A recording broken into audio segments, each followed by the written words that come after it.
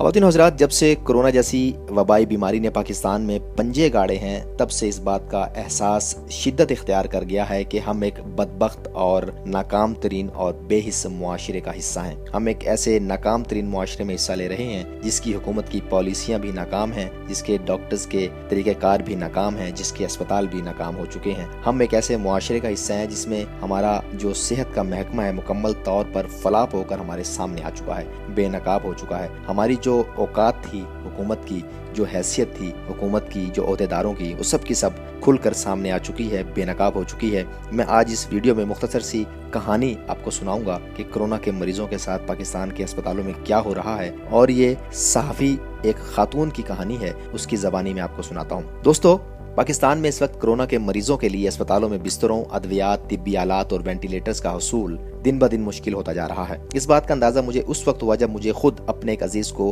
अस्पताल में दाखिल करवाने के लिए बहुत से आला हुकाम से इल्तिजाएं करनी पड़ी। वो साफी खातून लिखती है, जिस अजीज के लिए मुझे बेड की तलाश थी वो रिश्ते में तो मेरे खालू थे, लेकिन मेरे लिए बाप का दर्जा रखते थे। गुज़श्ता जुमेरात की रात मुझे उनकी बेटी की कॉल मौसूल हुई कि उन्हें सांस लेने में दुश्वारी हो रही है। भाई उन्हें कहीं प्राइवेट अस्पतालों में लेकर गए, लेकिन वहाँ कोरोना के मरीजों के लिए मजीद जगह नहीं थी। उसने मुझे कहा, प्लीज तुम कुछ करो। ये जुमला सुनने के बाद ऐसा महसूस हुआ शायद उसे ये यकीन है कि इस वक्त सिर्फ मैं ही उन्हें अस्पताल में दाखिल करवा सकती हूँ। वो साफी खातून कहती हैं, मैंने हुकूमत के दिए हुए हेल्पलाइन नंबरों पर कॉल्स मिलाई तो वहाँ से मालूम हुआ कि किसी सरकारी अस्पताल में जगह है और किस सरकारी अस्पताल में जगह नहीं है। ताहम जब मैं उन अस्पतालों में मौजूद अपने जानने वाले डॉक्टरों से मालूम किया तो पता चला कि उन अस्पतालों में भी जगह मौजूद नहीं है। इस दौरान मरीज की हालत ज्यादा बिगड़ने पर हमने रेस्क्यू 1122 को कॉल की ताकि उन्हें कम से कम ऑक्सीजन लगाई जा सके। उन्हें एम्बुलेंस में जिन्हें अस्पताल ले आए, लेकिन वहाँ पहुंचे तो मालूम हुआ कि यहाँ भी जगह नहीं है। डॉक्टर ने कहा कि उनकी ऑक्सीजन का लेवल 75% है और मरीज को ज़ियाबतीज है, इसलिए उन्हें किसी भी वक्त वेंटिलेटर की जरूरत पड़ सकती है। जिसके बाद मैंने कई सहाफियों, अस्पतालों के इंतजामिया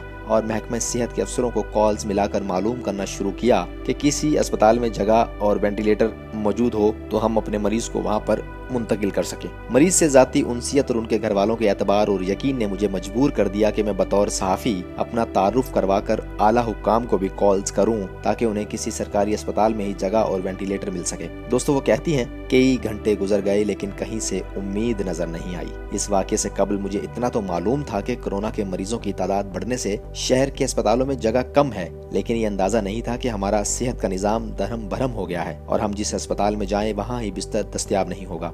और हज़रात, साफ़ी लिखती हैं, महकमे सेहत के एक अफसर ने मुझे कहा कि आप मरीज मेयो अस्पताल ले जाएं, वहाँ बेड भी मिल जाएगा और वेंटिलेटर भी मौजूद हैं। आप वहाँ जाएं और अस्पताल के CEO को जाकर मेरा हवाला दें। दिल को कुछ इत्मीनान हुआ कि अब इलाज हो सकेगा। मैंने उनके बेटे से कहा, आप उन्हें फौरन मेयो अस्पताल लेकर पहुँचे, मेरी बात हो गई है। उसने रोते हुए जवाब दिया, आपी अब ये एम्बुलेंस वाला कह रहा है कि नई एम्बुलेंस मंगवाएं क्योंकि मेरी कॉल सिर्फ जिना अस्पताल तक के लिए थी। साफी खातून कहती हैं, उसी कॉल के दौरान मैंने उसे एम्बुलेंस के अमले को ये कहते सुना, भाई प्लीज ले जाएं मेयो अस्पताल, मरीज की हालत बहुत खराब है, मैं आपके आगे हाथ जोड़ता हूँ, कहो तो पाँव भी पड़ जाऊंगा, आप बेशक पैसे ले लेना। लेकिन वो नहीं माने।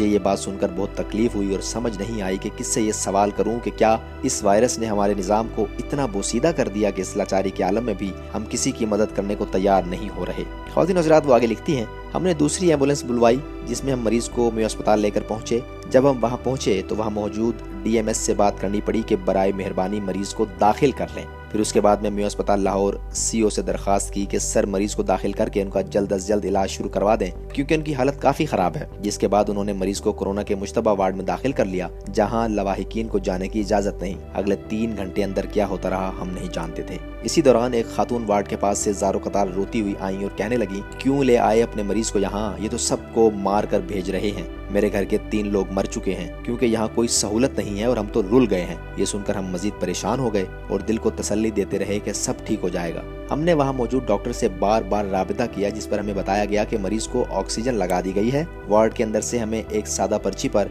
एक्टेम्बरा का इंजेक्शन लिख कर दे दिया गया। साथ ही साथ कुछ टेस्ट करवाने की हिदायत की गई जो हमने फौरन करवा लिए। उसके बाद मुझ समेत हम सब घर वाले सारी रात एक्टेम्बरा का इंजेक्शन, प्लाज्मा और इलाज में इस्तेमाल होने वाली अद्वियात ढूंढने में लगे रहे जो हमें नहीं मिली। सुबह ही तो मालूम हुआ कि मरीज की तबीयत ठीक हो रही है और उनका ऑक्सीजन लेवल भी 94 पर आ गया है।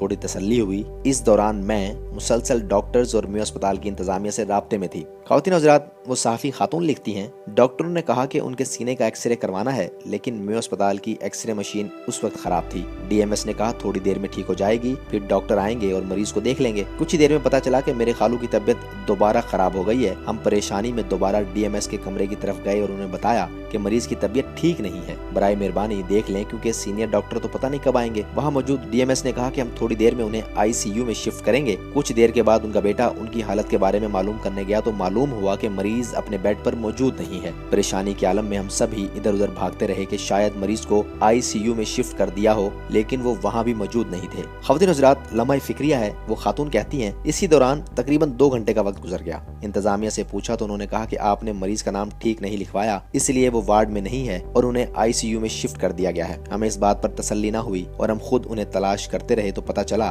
कि वो 2 घंटे कबल अकेले बाथरूम जाने पर मजबूर हुए थे, क्योंकि वार्ड में ऐसा अमला मौजूद नहीं था जो शदीद बीमार मरीज को बाथरूम लेकर जा सके। ऑक्सीजन की कमी के बाइस वो वहाँ गिर गए और काफी देर तक वहीं पड़े रहे और उसके बाइस उनकी मौत वाक़ई हो गई। ख्वातीन हज़रात, ये पहला वाक़या नहीं था जो मेरे अजीज के साथ पेश आया। इससे कबल भी बहुत से मरीजों के लवाहिकीन की जानिब से उनके मरीजों को सेहत की बुनियादी सहूलतें न मिलने की शिकायत सामने आ चुकी है। वो सहाफ़ी खातून लिखती है, ख्वातीन हज़रात, कि मैंने अस्पताल अमले की इस गफलत के बारे में बताने के लिए मेयो अस्पताल के CEO को फोन किया और कहा कि बराए मेहरबानी देखें क्या हो रहा है, क्योंकि हमारा मरीज 2 घंटे बाद बाथरूम से मिला है। जिस पर वो बोले कि अगर कोई मरीज कहे कि मैंने बाथरूम जाना है तो हम कैसे रोक सकते हैं, आप लोग फौरन अस्पताल पर इल्जाम लगा देते हैं। हम लोग रोज अपनी जान दांव पर लगा कर आते हैं और इलाज करते हैं। जिस पर मैंने उन्हें कहा, सर अगर आपको मेरी कोई बात बुरी लगी तो मैं उसके लिए बहुत माजरत खा हूँ और मैं फ्रंट लाइन पर काम करने वाले हर शख्स की इज्जत करती हूँ। मेरा बस यही सवाल है कि क्या वार्ड में कोई भी ऐसा अमला नहीं था जो उन्हें बाथरूम ले जाता, या एक ऐसे मरीज जो शदीद बीमार हैं, क्या उसे अकेले बाथरूम जाने की इजाजत होती है? वो कहती हैं, मुझे इन सवालों का कोई जवाब नहीं मिला, ताहम उन्होंने मेरे अजीज की मौत पर मुझे ताज़ियत का एक मैसेज जरूर भेजा। उस वक्त मैंने ऐसी बेबसी महसूस की जो आज तक जिंदगी में कभी महसूस नहीं की। ख्वातीन हज़रात, वो सहाफ़ी खातून लिखती हैं, इस वाक़े को गुजरे 1 हफ्ता हो गया है, लेकिन एक भी दिन ऐसा नहीं गुजरा जब मैंने ये ना सोचा हो कि कितनी उम्मीद और यकीन से उनके घर वालों ने मुझे कहा था कि उनका इलाज करवा दो ताकि वो जल्दी ठीक होकर घर आ सकें, अपना घर संभाल सकें, अपनी नौकरी पर वापस जा सकें, अपने बच्चों को पढ़ा सकें और उनके ख्वाबों को पूरा कर सकें। लेकिन ऐसा कुछ भी ना हुआ और रह रहकर मुझे वो खातून भी याद आती हैं। जब हम अस्पताल पहुंचे तो वो वार्ड से रोती हुई निकली थी और उसने कहा था कि अपने मरीज को वापस ले जाओ, यहाँ पर अस्पताल वाले इसको मार देंगे, यहाँ पर इसकी लाश ही वापस जा सकेगी, यहाँ पर ये मरीज जिंदा नहीं रह सकेगा। ख्वातीन हज़रात, वो कहती हैं, ताम उनकी बेटी आज भी मुझे रोजाना अपने वालिद की तस्वीर भेजकर पूछती है कि अगर पापा की अच्छी देखभाल होती तो क्या वो जिंदा होते, अगर वो बाथरूम ना जाते तो वो बच सकते थे ना, अगर कोई वक्त पर उन्हें वहाँ से उठा लेता तो उनकी मौत ना होती ना। दोस्तों, वो कहती हैं, इन तमाम सवालों के जवाब मेरे पास उस बच्ची को देने के लिए सिर्फ तसल्ली है, लेकिन मैं खुद शायद इस एहसास जुर्म से कभी बाहर ना आ सकूं कि काश मैं उन्हें मेयो अस्पताल न भेजती। दोस्तों, इस मुख्तसर सी कहानी के हवाले से आप क्या समझते हैं कि कसूरवार कौन है? आप अपनी कीमती राय का इजहार नीचे मौजूद कमेंट बॉक्स में लिखकर हम तक जरूर पहुंचाइएगा। और साथ साथ इख्तिताम पजीर होने से कबल मैं आपसे रिक्वेस्ट करना चाहूंगा, अगर आपने अभी तक हमारे चैनल इंडेक्स सब्सक्राइब न किया हो तो रेड बटन दबाकर चैनल को अभी सब्सक्राइब कर लीजिए, साथ ही बेल आइकन पर भी क्लिक कर दें ताकि रोजाना की बुनियाद पर अपडेट होने वाली जो वीडियोस हैं आप तमाम दोस्तों तक पहुंचती रहे और आप मुस्तकबिल में भी हमारी इन्फॉर्मेटिव वीडियो से फायदे उठाते रहें। आप सभी की समातों का बेहद शुक्रिया।